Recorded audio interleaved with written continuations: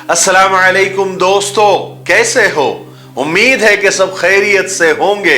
अल्लाह आप लोगों को ऐसे ही खुश रखे। अक्सर लोगों को आपने ये कहते हुए सुना होगा, बल्कि अक्सर लोगों को, सबको भी कह दे तो चलेगा, अपनी अपनी जिंदगी से शिकायत होती है, अपनी अपनी किस्मत से शिकायत होती है। अक्सर लोगों के मुंह से आपने सुना होगा कि मेरी तो जिंदगी ही खराब है, मेरी तो किस्मत ही फूटी हुई है, मेरी तो तकदीर ही ठीक नहीं है, मेरा तो वक्त खराब चल रहा है। और दूसरों की तारीफ करते हुए आपने सुना होगा कि फला को देखो कितनी अच्छी जिंदगी है, कितना ऐश कर रहा है, कितनी चमचमाती गाड़ियों में घूम रहा है, कितने बड़े बंगलों में रह रहा है, वो अच्छा है, मेरी तो क्या जिंदगी है। ये अल्लाह की नाशुक्री है। आज जो मैं किस्सा आपको सुनाने जा रहा हूं, वो किस्सा आप पूरा सुनिए और आगे शेयर भी जरूर कीजिए। मुझे ऐसा लगता है कि ये किस्सा सुनने के बाद बहुत सारे लोगों को, जिनका ईमान जिंदा है, जिनका ज़मीर जिंदा है, उनको अपनी किस्मत से, अपने अल्लाह से, अपने रब से जो शिकायतें हैं, शायद वो खत्म हो जाएगी। चलिए किस्सा सुनते हैं। किस्सा यह है कि एक बार एक भिखारी एक किसान के घर भीख मांगने गया। किसान की औरत घर में थी, उसने चने की रोटी बनाई हुई थी। उतने में किसान घर आया, उसने अपने बच्चों को प्यार किया, उनको चूमा। औरत ने हाथ पांव धुलाए।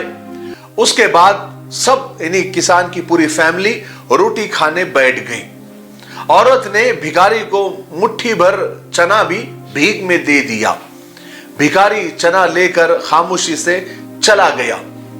रास्ते में फकीर ने सोचना शुरू किया कि क्या हमारी जिंदगी है, दिन भर कुत्ते की तरह मांगते फिरते हैं, फिर जगह जगह जलील होना पड़ता है। उस किसान को देखो, कितना खूबसूरत घर है, घर में औरत है, बच्चे हैं, प्यार है, और किसान की औरत खुद खाना बनाती है और सब बच्चों के साथ प्यार मोहब्बत प्रेम के साथ सब खाना खाते हैं। ये किसान तो वाकई खुशकिस्मत है। और यहां किसान रोटी खाते हुए अपनी बीवी से कहने लगा, वहां तो भिखारी ये सोचता हुआ जा रहा था, और यहां किसान रोटी खाते हुए अपनी बीवी से कहने लगा कि बेगम, काला बैल बहुत बूढ़ा हो गया है, अब किसी काम का नहीं रहा, अब उससे जो आमदनी आती थी वो भी नहीं आ रही है। बस सोच रहा हूं कि कुछ पैसों का बंदोबस्त हो जाए तो कम से कम ये साल तो निकल जाए। मैं साधुराम महाजन के पास जाऊंगा और ब्याज पर, सूद पर कुछ पैसे लेकर आता हूं तो अच्छा हो जाएगा, ये साल गुजर जाएगा। किसान की बीवी ने कहा कि ठीक है, ब्याज से पैसे लेना भी जरूरी है, वरना खाने के वांदे हो जाएंगे। बहरहाल खाना खाने के बाद वो किसान साधुराम महाजन के पास गया। काफी देर साधुराम महाजन की मिन्नत समाजत करने के बाद साधुराम ने किसान को 500 रुपए ब्याज पर देने के लिए राजी हो गया। उसके बाद साधुराम महाजन ने लोहे की पेटी से एक थैला निकाला और पैसे गिनने लगा, और उसके बाद 500 रुपए किसान को ब्याज पर दे दिए। किसान पैसे लेकर अपने घर चला गया। किसान रास्ते में सोचने लगा कि हम भी क्या आदमी हैं और क्या हमारी जिंदगी है, हमारी तो किस्मत ही फूटी है, घर में 5 रुपए भी नहीं है। इतनी मिन्नत समाजत करने के बाद साधुराम महाजन ने ये पैसे मुझे दिए, वो भी ब्याज से। साधुराम को देखो, कितना अमीर है, कितना दौलतमंद है, उसके पास सैकड़ों रुपए हैं, और ये किसान सोचता हुआ जा रहा है। इधर साधुराम महाजन जो था, उसकी जिंदगी ऐसी थी कि उसकी छोटी सी दुकान थी। वो बड़ी दुकान से कपड़े लाकर यहां पर बेचा करता था। दूसरे दिन साधुराम महाजन कपड़े लेने के लिए गया। वहां उसने सेठ पृथ्वी चंद की दुकान से कपड़े लिए। वो वही बैठा हुआ था कि पृथ्वीराज चंद को, जो वहां पर होलसेल का व्यापारी था, उसको कई तार आए हुए थे, यानी जैसे चेक आए हुए थे, कुछ बंबई से, कुछ कलकत्ता से। किसी तार में 5 लाख रुपए का फायदा हो गया, किसी तार में लिखा था कि 2 लाख रुपए का मुनाफा हो गया, कहीं लिखा था कि 10 लाख रुपए का मुनाफा हो गया। साधु राम महाजन ये सब देखता रहा और वो कपड़े लेकर वहां से निकल गया।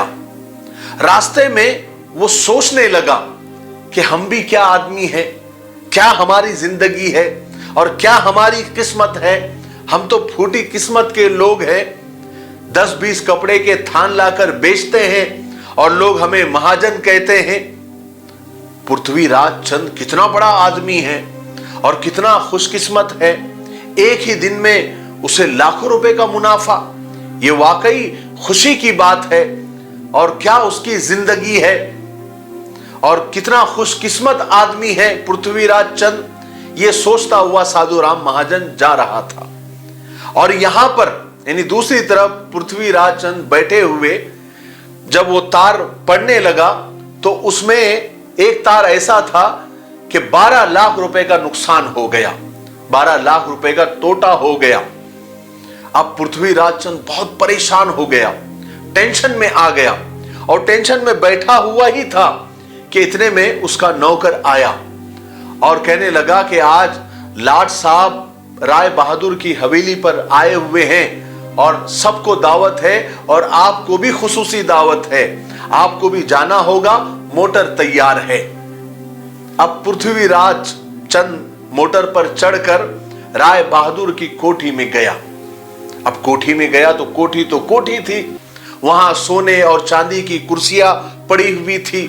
कलेक्टर, कमिश्नर राय बहादुर जी से मुसाफा कर रहे थे, बड़े बड़े सेठ वहां खड़े थे। ऐसे में पृथ्वीराज चंद सेठ को कौन पूछेगा, वो भी बेचारा कोने में जाकर एक कुर्सी पर बैठ गया। उतने में लाट साहब आए, राय बहादुर से मुसाफा किया, चाय पिए, पार्टी हुई और सब चले गए। पृथ्वी चंद अपनी मोटर पर वापस आ रहा था और रास्ते में ये सोच रहा था कि हम भी कोई सेठ है, क्या हमारी जिंदगी है और क्या हमारी किस्मत है। जिंदगी तो राय बहादुर साहब की है, बड़े किस्मत वाले हैं। हम तो देखो 10-12 लाख के नुकसान से ही हम डर गए, परेशान हो गए, लानत है हमारी जिंदगी पर।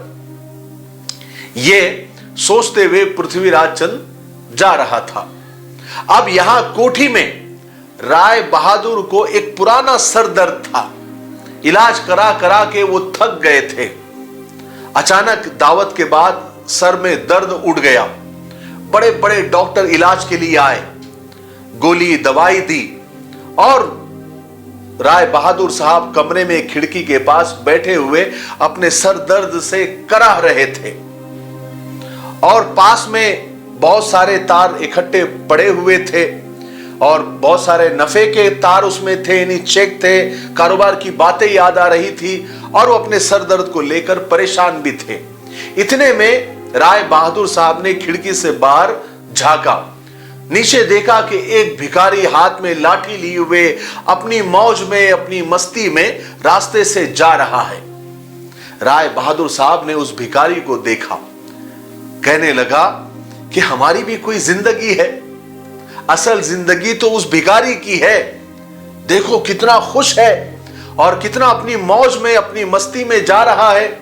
उसे किसी चीज का टेंशन नहीं है, ना उसे नफे का टेंशन है, ना नुकसान का टेंशन है, ना उसे किसी को पार्टी देनी पड़ती है, ना उसको किसी की खुशामद करनी पड़ती है। सबसे ज्यादा तो खुश वो भिखारी है। काश हमारी भी जिंदगी और हमारी भी जिंदगी उसके जैसी होती और उसका सुकून हमको मिल जाता। कोई ये सारी दौलत ले ले और ये सर का दर्द मेरा खत्म कर दे तो मैं अपने आप को खुशकिस्मत समझूंगा। ये राय बहादुर साहब उस भिखारी को देखकर कह रहे थे, मेरे भाइयों, बहनों और दोस्तों, कनाअत ही सबसे बड़ी खुशी है। कनाअत को हिंदी में संतोष कहते हैं, यानी जितना मिला है उसमें संतुष्ट रहना, यह बहुत बड़ी बात है। क्योंकि जिसके पास जितना ज्यादा होता है वो उतना ही परेशान रहता है। सिर्फ चमक धमक से अपनी राल न टपकाए।